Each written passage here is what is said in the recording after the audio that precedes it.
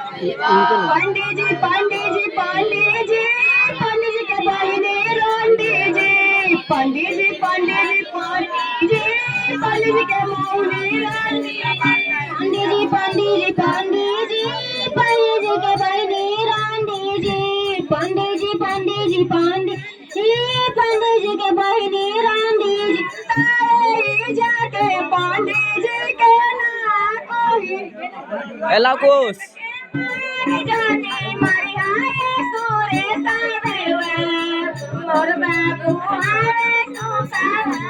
पाचा पानारे के मोर बाबू आवे सुसार पाचा पानारे के मैं जानी मोरी बावाना समली छट के मैं जानी मोरी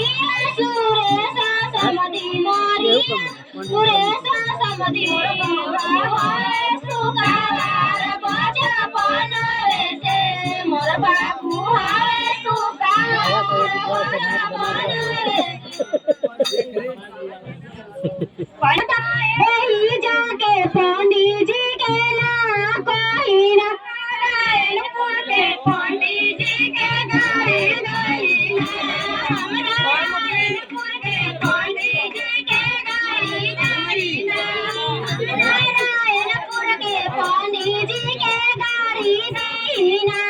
हम नारायणपुर के पंडित जी के गाड़ी दीना नवाजी नवाजी नवाजी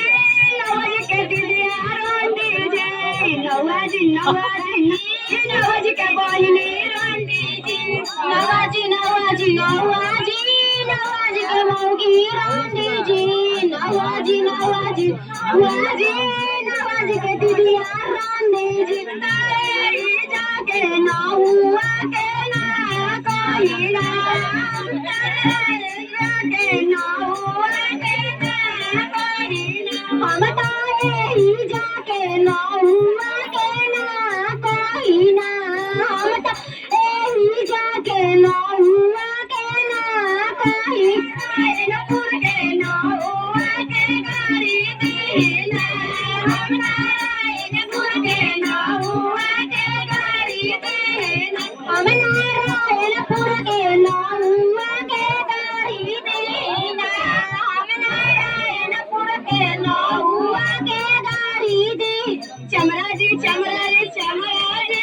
चमरा जी के बहिनी रोंडी जी चमरा जी चमरा जी